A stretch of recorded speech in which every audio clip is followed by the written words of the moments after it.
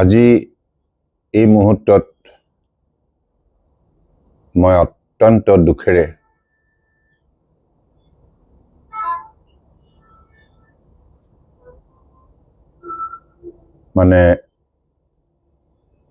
আমাৰ অসমীয়া জাতীয় জীৱনৰ মৰমৰ শিল্পীগৰাকী নাই, এই কথা ভাবিবই পৰা নাই। কাৰণ যিগৰাকী জুবিন গাৰ্গ অসমৰ প্ৰতিগৰাকী মানুহৰ হৃদয়ত অৱস্থান কৰিছে, সকলো বয়সৰ লোকৰ মনত এটা স্থায়ী প্ৰভাৱ বিস্তাৰ কৰিছে আৰু একেবাৰে ঘৰুৱা শিল্পী, মৰমৰ শিল্পী হিচাপে জুবিন গাৰ্গক অসমীয়া জাতিয়ে অত্যন্ত আন্তৰিকতাৰে হৃদয়ত স্থান দিছে আৰু সেইগৰাকী শিল্পী হঠাৎ নাইকিয়া হ'ল, এই কথাটো মই ভাবিবই পৰা নাই। আজি এই মুহূৰ্তত মই খবৰ পাই মোৰ মনত পৰিছে যে জুবিন গাৰ্গৰ লগত দীৰ্ঘদিনীয়া যিটো মোৰ সম্বন্ধ, সদায় মোক দাদা দাদা বুলি কৰি সম্বোধন কৰি খুব ঘৰুৱাভাৱে কথা পাতিছিল আৰু অত্যন্ত আন্তৰিকতাৰে কথা পাতিছিল, খুব স্পষ্টবাদী আছিল, নিৰ্ভীক আছিল, মনৰ কথাটো খোলাখুলিকৈ কৈ দিছিল আৰু সেইটোৱে আছিল জুবিন গাৰ্গৰ ব্যক্তিত্বৰ আটাইতকৈ শক্তিশালী দিশ।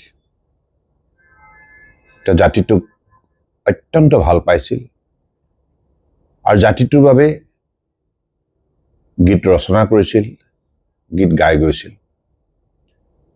গতিকে সেইগৰাকী মহান শিল্পী আজি আমাৰ মাজৰ পৰা অকালতে বিদায় ল'লে, অসমীয়া জাতীয় জীৱনৰ এটা অপূৰণীয় ক্ষতি। মোৰতো এতিয়াও মোৰ এনেকুৱা লাগিছে যেন জুবিন গাৰ্গ আছেই, সেইকাৰণে মই ভাবোঁ যে তেওঁ কেতিয়াও আমাৰ মাজৰ পৰা হেৰাই যাব নোৱাৰে। জুবিন গাৰ্গ সদায় আমাৰ মাজতে থাকি যাব আৰু আমি জুবিন গাৰ্গক মৰমেৰে আঁকোৱালি লৈ অসমীয়া জাতীয় জীৱনৰ আমাৰ যিখিনি দায়িত্ব কৰ্তব্য সেইখিনি পালন কৰি যাব লাগিব। গতিকে আজি এই মুহূৰ্তত মই জুবিন গাৰ্গৰ বিদেহী আত্মাই যাতে চিৰশান্তি লাভ কৰে তাৰ বাবে ঈশ্বৰৰ ওচৰত প্ৰাৰ্থনা জনাইছোঁ আৰু তেওঁৰ শোকসন্তপ্ত পৰিয়ালবৰ্গলৈ গভীৰ সমবেদনা জ্ঞাপন কৰিছোঁ। জুবিন গাৰ্গে কম বয়সতে কঠোৰ পৰিশ্ৰমৰ সাধনাৰে কেৱল অসমতেই নহয়, ভাৰতবৰ্ষতে নহয়, বিশ্বৰ সংগীত জগতত এটা সুকীয়া অধ্যায় সৃষ্টি কৰিবলৈ সক্ষম হৈছিল। জুবিন গাৰ্গৰ কণ্ঠস্বৰে মানুহক অত্যন্ত আপ্লুত কৰি তুলিছিল। বিভিন্ন গীতেৰে সমাজখনক শক্তিশালী কৰাৰ যাত্ৰাত আত্মনিয়োগ কৰিছিল। গতিকে সেইগৰাকী জুবিন গাৰ্গ কেতিয়াও আমাৰ মাজৰ পৰা হেৰাই যাব নোৱাৰে। মই পুনৰবাৰ জুবিন গাৰ্গৰ প্ৰতি মোৰ গভীৰ মৰম স্নেহ যাচিছোঁ। তেওঁ য'তেই থাকিব তাতেই শান্তিৰে থাকিব। ঈশ্বৰে মৰমেৰে জুবিন গাৰ্গক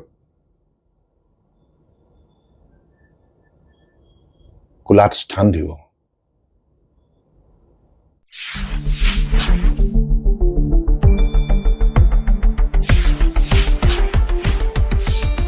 শুদ্ধ আৰু বিস্তৃত বাতৰিৰ বাবে চাই থাকক নিউজ ডেস্ক ৰিপোৰ্ট।